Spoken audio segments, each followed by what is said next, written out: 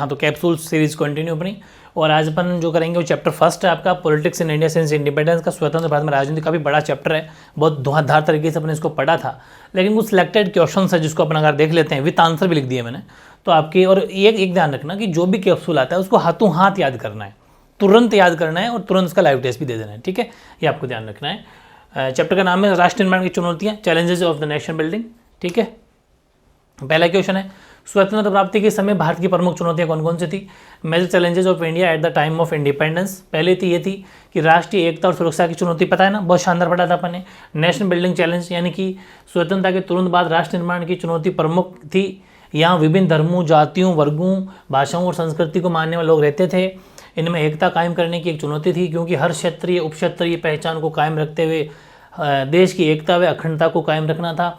दूसरे देशी राज्यों को भारत संघ में विलीन करने की भी एक विकट समस्या थी। इस तरह स्वतंत्रता के बाद तात्कालिक प्रश्न राष्ट्र निर्माण की चुनौती का मेन ये था। The first and the immediate challenge was the shape of nation that was united at accommodative of diversity in our society. India was the land of continuational size and diversity, सबको पता है ना, तो very easy, its people spoke different languages and follow different culture and religions. At that time it was widely believed that a country full of such kinds of diversity could not remain together for long. और secondly that there was also problem of meaning the princely states into the of union. ये सब सारी बातें हमारे यहाँ पर जो उस टाइम पर थी, तो ये पॉइंट हो गया। दूसरा पॉइंट है लोकतांत्रिक व्यवस्थाओं को कायम रखना, ठीक है, एस्टैब्लिशिंग डेमोक्रेसी। तीसरा आर्थिक विकास है तो नीति निर्धारित करना, to lay down policy of economic development. ये सारे के सारे वो थे जब आज़ाद हुए थे उस टाइम पर हमारी कुछ प्रॉब्लम्स थी, यानी कि देश के सामने दूसरी प्रमुख चुनौती लोकतंत्र को कायम बना के रखना था कि भाई डेमोक्रेसी कैसे न कैसे करे बच्चे, ठीक है। द सेकंड चैलेंज वो establish democracy. India adopted represent democracy based on the parliamentary form of government, क्योंकि हमारे यहाँ पर संसदीय प्रतिनिधात्मक लोकतांत्रिक मॉडल को अपनाया था हमने, ठीक है, जिसके अंदर इलेक्शन होते हैं, अपना पता ना, एमएलए एमपीज बनते हैं, सरकार से बनती है, उस हिसाब से वो मॉडल था।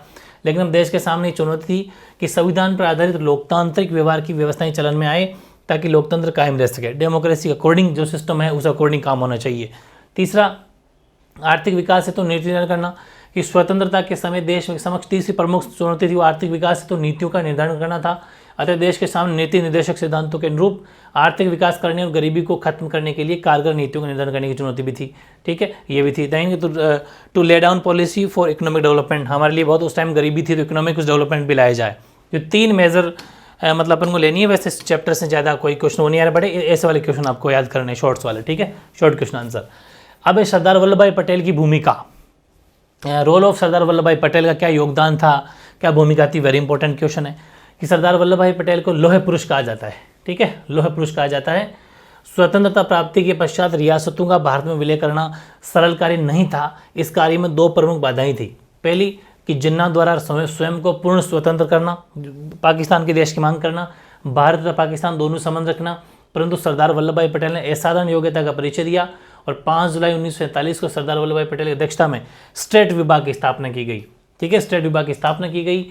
और स्वतंत्र भारत के प्रथम गृह मंत्री की हैसियत से, क्योंकि पहले गृह मंत्री थे हमारे वल्लभ भाई पटेल, हैसियत से पटेल ने सबसे पहले 565 रजवाड़ों का भारत में विलय किया, ठीक है। ये बहुत बड़ा चैलेंज था, राजाओं को किस हिसाब से मनाया था, मना के यहाँ पर इंक्लूड किया था और विलय करना ही अपना पहला कर्तव्य समझा। सरदार पटेल ने देखा कि 565 राज्यों में 100 राज्य प्रमुख थे, जैसे हैदराबाद, कश्मीर, बड़ौदा, ग्वालियर, मैसूर, ये सब इंपॉर्टेंट थे। तो बहुत ईजी है, थोड़ी सी और पढ़ लेंगे इनके बारे में। कि सरदार पटेल के नेतृत्व में ही इंस्ट्रूमेंट ऑफ एक्सेशन तैयार किया गया। उन्होंने ही राजाओं और राजकुमारों से इस सहमति पत्र पर हस्ताक्षर करवाए। राजाओं को इसके लिए सहमत करना अत्यंत कठिन था, बहुत बड़ी मुश्किल से माने थे। जूनागढ़, हैदराबाद और कश्मीर, ये तो वो 3 रियासतें थी जो बड़ी मुश्किल से मतलब भारत में विलय हुई थी, ये अलग रहना चाहती थी, ठीक है, इनकी सहायता से लेनी पड़ी।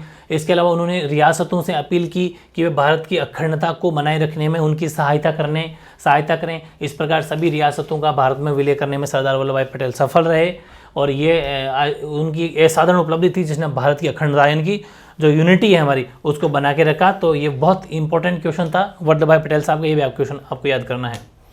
फिर एक है मणिपुर, ये 3 जो मैंने आपको कहा भी था, मणिपुर का भारत में विलय कैसे हुआ था, जूनागढ़ का भी पढ़ना है और हैदराबाद का भी करना है, कोई एक आएगा। मणिपुर का विलय, Manipur merges of Manipur state, तो देखो भारत सरकार और मणिपुर के महाराजा में समझौता, पहले तो ये काम हो, फिर चुनाव कार्य हुए। यानी कि स्वतंत्र प्राप्ति के कुछ समय पूर्व मणिपुर के महाराजा थे बोधचंद्र सिंह, उसने भारत सरकार के साथ भारतीय संघ में अपनी रियासत के विलय के संबंध में एक सहमति पत्र पर हस्ताक्षर किए थे। इसके फलस्वरूप उन्हें यह आश्वासन दिया गया था कि मणिपुर की आंतरिक स्वायत्ता बरकरार रहेगी। ये बात की उन्होंने। महाराजा कौन से? बोधचंद्र सिंह। सेकंड, चुनाव कार्य, election for establishment of constitutional monarchy. तो चुनाव, जनमत के दबाव में महाराजा ने जून 1948 में चुनाव संपन्न करवाया और मणिपुर रियासत में असंवैधानिक राजतंत्र स्थापित हुआ। तो ये भी ध्यान रखना, पहला मणिपुर भारत का पहला राज्य है जहाँ पर सार्वभौमिक वैश्य मताधिकार सिद्धांत को अपनाकर चुनाव हुए थे। ठीक है। Manipur was the first Indian state where elections were held on the basis of universal adult franchises. पहला राज्य है ये भारत का, ये भी अपन को याद रखना है। तीसरा, राजनीतिक दलों में मतभेद, डिफरेंसेस अमंग पॉलिटिकल पार्टीज, कि मणिपुर की विधानसभा में भारत में विलय पर गंभीर मतभेद उत्पन्न हो गए थे। मणिपुर की कांग्रेस चाहती थी कि इस रियासत को भारत में सम्मिलित कर दिया जाए, जबकि अन्य राजनीतिक पार्टियां इसके विरुद्ध थी। Differences among political parties, there were serious differences in the Manipur legislative assembly on the issues of merger with India. The Congress party in Manipur wanted to states merger with India while other political parties opposed this, इसको oppose करी थी वो strongly. अंतिम समझौता व विलय, मणिपुर की निर्वाचित विधानसभा से परामर्श किए बिना भारत सरकार ने महाराजा के दबाव डाला कि भारतीय संघ में यानी इंडियन जो यूनियन है उसके अंदर आप सम्मिलित के होने पर समझौता हस्ताक्षर करें। तो भारत सरकार को इससे सफलता भी प्राप्त हुई और मणिपुर में इस कदम को लेकर जनता में क्रोध जरूर हुआ, नाराजगी भी हुई, लेकिन इसका प्रभाव अभी तक देखा जा सकता है कि मणिपुर आज भी थोड़ा मतलब वहाँ की जो पॉपुलेशन थोड़ा सा कम मतलब लाइक करती है, क्योंकि वो शुरू से लेके हुई थोड़ी बात है, भावनाएं, फीलिंग्स अभी भी दिमाग में उसके धंसी हुई है, एक अलग सेपरेट रहने की जो वो उनकी मांग थी। तो ये इंपॉर्टेंट क्वेश्चन हो गया, मणिपुर का विलय पढ़ लिया अपन ने। अब अपन बात करते हैं हैदराबाद। ये भी बड़ा मुश्किल से मर्जर हुआ था इसका, मर्जर ऑफ हैदराबाद स्टेट। तो हैदराबाद भारतीय केंद्र में स्थित एक विशाल रियासत थी। इसकी जनसंख्या 1,40,00,000 थी, जिसमें 35% हिंदू थे। ठीक है, 35% हिंदू थे इसमें। इसका शासक निज़ाम उस्मान अली खान था तथा उसका ब्रिटिश शासन के साथ एक विशेष संबंध था। निज़ाम का भी ध्यान रखना, उस्मान अली खान। ठीक है। और रियासत चारों तरफ से हिंदू बल इलाके से घिरी थी। हैदराबाद के शासक को निज़ाम कहा जाता था। निज़ाम चाहता था कि हैदराबाद की रियासत आज़ाद रियासत मतलब एक सेपरेट रहे। ठीक है, ये इंडिपेंडेंट स्टेट बने। हैदराबाद की रियासत के लोगों के बीच निज़ाम के शासन के लिए एक आंदोलन जोर पकड़ा और तेलंगाना के किसान निज़ाम के दमनकारी शासन दुखी थे। तो ये एक बेनिफिट हो गया कि वो निज़ाम का शासन तो था, लेकिन वो जनता का शोषण करता था। तो जनता ने साथ दिया और हैदराबाद रियासत जो है अपने में शामिल होगी। आंदोलन को देखकर निज़ाम ने लोगों के खिलाफ एक अर्धसैनिक बल, जिसको रजाकार, मैंने आपको लिखवा रखा है चैप्टर में, इसको रवाना किया। और रजाकार सांप्रदायिक और अत्याचारी थे। रजाकारों ने गैर मुसलमानों को मुख्य रूप से अपना निशाना बनाया। रजाकार ने लूटपाट मचाई, हत्या करी, बलात्कार पर उतारू हो गए। सन 1948 के सितंबर में भारतीय सेना निज़ाम के सैनिकों पर काबू पाने के लिए हैदराबाद आ पहुंची। कुछ दिनों तक रुक रुक कर लड़ाई चली।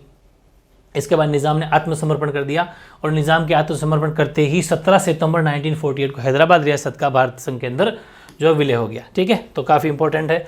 कुछ बातें, एक दो फैक्ट, रजाकार वगैरह इंपॉर्टेंट बातें याद रखना, बाकी तो काफ़ी ईजी है। ठीक है। अब बात करें जूनागढ़, तो छोटी सी कहानी है कि जूनागढ़ गुजरात के दक्षिण पश्चिम में स्थित एक रियासत थी। जूनागढ़ की लगभग 80% जनसंख्या हिंदू थी। जूनागढ़ के नवाब थे महाबत खान। ठीक है, महाबत खान थे वहाँ के नवाब। उसने पाकिस्तान के साथ शामिल होने का निर्णय किया था, जबकि भौगोलिक परिस्थितियों के आधार पर जूनागढ़ भारत में ही शामिल हो सकता है, पॉसिबल नहीं। इस तरफ और उस तरफ कैसे जाके मिलोगे। जूनागढ़ के न मानने पर सरदार पटेल ने जूनागढ़ के शासक के विरुद्ध बल प्रयोग का आदेश दे दिया और जूनागढ़ में भारतीय सैनिकों का सामना करने की क्षमता नहीं थी। अंततः दिसंबर 1947 में करवाई गई जन्म संग्रह जानते हो ना, पब्लिक वोट करवाया जाता है कि पब्लिक से पूछा जाता है कि आप कहाँ शामिल होना चाहते हो, भारत में या पाकिस्तान में। तो जनता ने भारत का साथ दिया और 99% लोगों ने यस कर दिया और शामिल होने की बात कही। ठीक है, ये ध्यान रखना, तो बहुत ईजी है। अब है राज्य पुनर्गठन आयोग, वेरी इंपॉर्टेंट क्वेश्चन है। इसके पहले अपन पढ़ेंगे कार्य, राज्य पुनर्गठन आयोग के कार्य, function of the state reorganisation commission. पहले से कार्य पढ़ेंगे, फिर इसका आलोचनात्मक परीक्षण भी करेंगे अपन, इसका क्रिटिसाइज वो भी देखेंगे। तो सन 1952 में तत्कालीन प्रधानमंत्री पंडित जवाहरलाल नेहरू ने दिसंबर 1952 में आंध्र प्रदेश नाम से एक अलग राज्य बनाने की घोषणा की।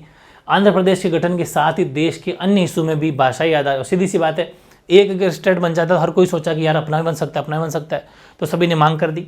तो आंध्र प्रदेश गठन साथ देश में अन्य हिस्सों में भी भाषाई आधार पर राज्य गठित करने का संघर्ष प्रारंभ हो गया। उन संघर्षों के कारण तत्कालीन केंद्र सरकार ने 1953 में राज्य पुनर्गठन आयोग बनाया। ठीक है, 1953, 1953, ये भी डेट ध्यान रखना, 1953। फिर क्या हुआ कि राज्य पुनर्गठन आयोग का प्रमुख कार्य राज्यों में सीमांकन के संबंध में गौर करना था। इसने अपनी रिपोर्ट में स्वीकार किया कि राज्यों की सीमाओं का निर्धारण वहाँ बोली जाने वाली भाषा के आधार पर होना चाहिए। ये मेन बात है।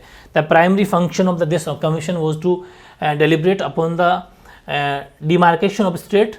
The Commission accepted in its report that state borders be demarcated on basis of language spoken by majority of people in the region, कि जहाँ पर जिस क्षेत्र में कौन सी भाषा बोली जाती है उस अकॉर्डिंग अलग अलग राज्य बनाए जाएंगे, स्टेट बनाए जाएंगे। ठीक है।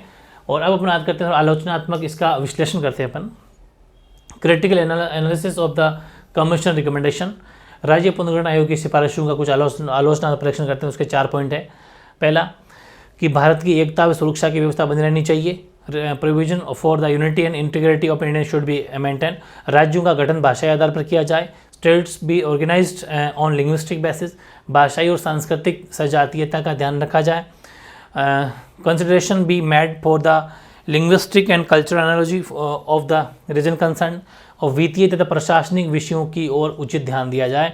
Appropriate attention be given to financial and administrative issues. ये ध्यान रखना। ठीक है। और लास्ट में थोड़ा सा और लिख देना कि इस आयोग की रिपोर्ट के आधार पर 1956 में राज्य पुनर्गठन आयोग अधिनियम पारित हुआ और इस अधिनियम के आधार पर 14 राज्य और 6 केंद्र शासित प्रदेश, मैंने आपको सब कुछ शानदार पढ़ा रखा है। ठीक है। 14 स्टेट और 6 यूनियन टेरिटरी है इनका, ये जो है नए बने उस टाइम पर 1956 में। और स्वतंत्रता के बाद में प्रारंभिक वर्षों में एक बड़ी चिंता ये थी कि अलग राज्य बनाने की मांग से देश की एकता व अखंडता खतरे में पड़ जाएगी। आशंका ये भी थी कि नई भाषाई राज्यों में अलगाववाद की भावना पनपेगी व नवनिर्मित भारतीय राष्ट्र पर दबाव बढ़ेगा। ठीक है। ये सब इंपॉर्टेंट बातें हैं। And pressure would be put the, बहुत ईजी है, मतलब सारी बातें अपन को पढ़ा रखी है। परंतु जनता के दबाव में सरकार ने अंतर भाषा के आधार पर पुनर्गठन आयोग मनाया। इसके अलावा क्षेत्रीय मांगों मानना तथा भाषा के आधार पर राज्यों का गठन करना एक लोकतांत्रिक कदम के रूप में देखा गया। और भाषाई राज्य इन राज्यों के गठन के लिए चले आंदोलन को लोकतांत्रिक राजनीति, ये आप चाहो तो लिख सकते हो। वैसे अगर इतना भी लिख देते हो तो भी काम चल जाएगा। बाकी थोड़ा बहुत और भी लिखना चाहो तो ये भी चीज़ लिख सकते हो। तो छोटा सा कैप्सूल, ज़्यादा बड़े क्वेश्चन है नहीं। कितने क्वेश्चन लिए अपने देख सकते हो आप एक बार। अपने एक क्वेश्चन लिया, ये स्वतंत्रता प्राप्ति के समय भारतीय को कौन चुनौतियाँ थी, बिल्कुल छोटा सा कैप्सूल है। वल्लभ भाई पटेल की भूमिका, फिर मणिपुर का विलय, और फिर हैदराबाद का विलय, और फिर जूनागढ़। ठीक है। और राज्य पुनर्गठन आयोग। बस सिंपल सा चैप्टर है, सिंपल छोटा सा कैप्सूल है। इतना तो याद कर लो। अगर ये याद हो जाता है तो फिर कुछ आगे बढ़ना। और लाइव टेस्ट एक बार फिर से दे देना परफेक्टली। अगर पहले दे भी रखा है, मुझे पता है कि टेस्ट तो मैंने पहले ले लिया था, लेकिन फिर भी ऑनेस्टली एक बार लाइव टेस्ट और देना आज का आज ही, तो आपका परफेक्ट रिवीजन हो जाएगा। ये चैप्टर था अपना छोटा सा, जो अपनी इंडियन ज्योग्राफी का चैप्टर नंबर 1 अपना कंप्लीट। ठीक है।